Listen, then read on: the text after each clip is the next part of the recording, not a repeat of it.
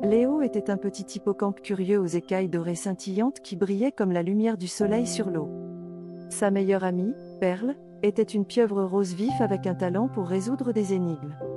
Un matin ensoleillé, alors qu'ils exploraient les bassins de marée près de chez eux, Léo aperçut quelque chose d'inhabituel dépassant du sable.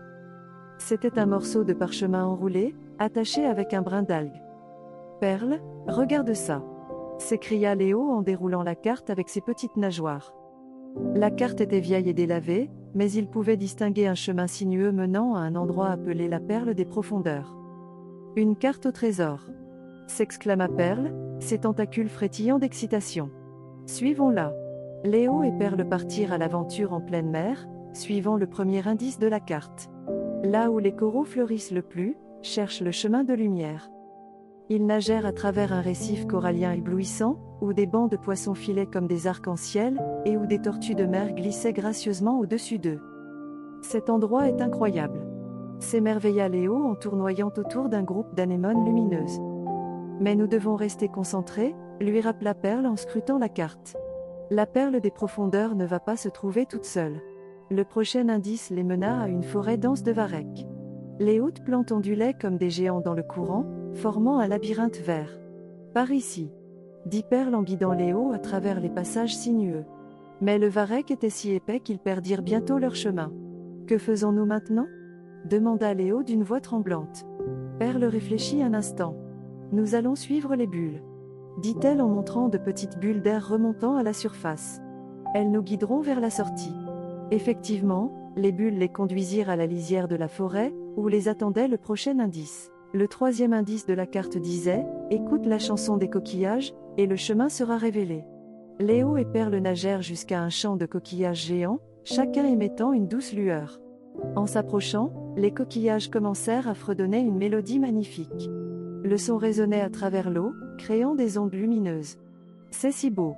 s'exclama Léo en se balançant au rythme de la musique. « Attends » dit Perle en penchant la tête. « La chanson nous indique le chemin à suivre. » En suivant la mélodie, ils nagèrent vers un tunnel caché au fond de l'océan. Le tunnel était sombre et inquiétant, mais en s'y aventurant, Léo et Perle découvrirent une vue à couper le souffle.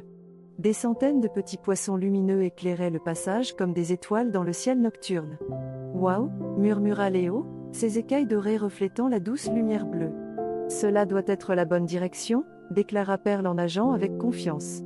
Les poissons lumineux les guidèrent à travers le tunnel, leur lumière devenant plus intense à mesure qu'ils approchaient de la sortie. En sortant du tunnel, Léo et Perle se retrouvèrent devant une épave. Ses planches de bois étaient recouvertes de corail, et des algues pendaient de ses côtés comme des rideaux. « Ça doit être ici !» s'écria Léo en fonçant vers le navire. Ils nagèrent sur le pont, où un coffre au trésor brillait d'une lumière dorée. Perle ouvrit soigneusement le couvercle, révélant la plus belle perle qu'ils aient jamais vue. La perle des profondeurs. S'émerveilla Perle, les yeux grands ouverts. Juste au moment où ils allaient saisir la perle, une voix grave résonna dans l'eau. « Qui cherche la perle des profondeurs ?»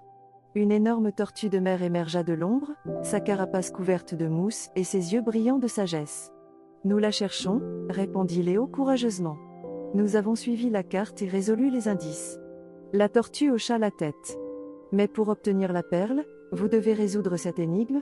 Je ne suis pas vivant, mais je grandis. Je n'ai pas de poumons, mais j'ai besoin d'air. Qui suis-je » Perle réfléchit profondément. « Une bulle » s'exclama-t-elle enfin. La tortue sourit. « Correct. La perle est à vous. » Lorsque Léo et Perle prirent la perle, elle se mit à briller encore plus fort, remplissant l'eau d'une lumière dorée et chaleureuse. Cette lumière se répandit dans l'océan, guérissant les coraux abîmés et ramenant de la couleur au récif. « C'est magique !» s'émerveilla Léo. « Cette perle n'est pas seulement un trésor, » dit Perle. « C'est un cadeau pour l'océan. » Grâce à la magie de la perle, l'océan fut restauré, et Léo et Perle entreprirent leur voyage de retour. Le récif, autrefois endommagé, grouillait maintenant de vie, et l'eau scintillait comme des diamants. « Nous l'avons fait » dit Léo en souriant à Perle. « Ensemble » répondit Perle en l'enlaçant doucement avec un tentacule. De retour chez eux, Léo et Perle placèrent la perle à un endroit spécial, où sa lumière pourrait briller pour toujours. Alors qu'ils s'apprêtaient à se reposer, Perle remarqua soudain quelque chose d'étrange. « Léo, regarde » dit-elle en pointant la carte. De nouveaux mots apparaissaient, accompagné du dessin d'une lointaine grotte sous-marine. Léo eut un large sourire. Une nouvelle aventure? Perle hocha la tête. Une nouvelle aventure.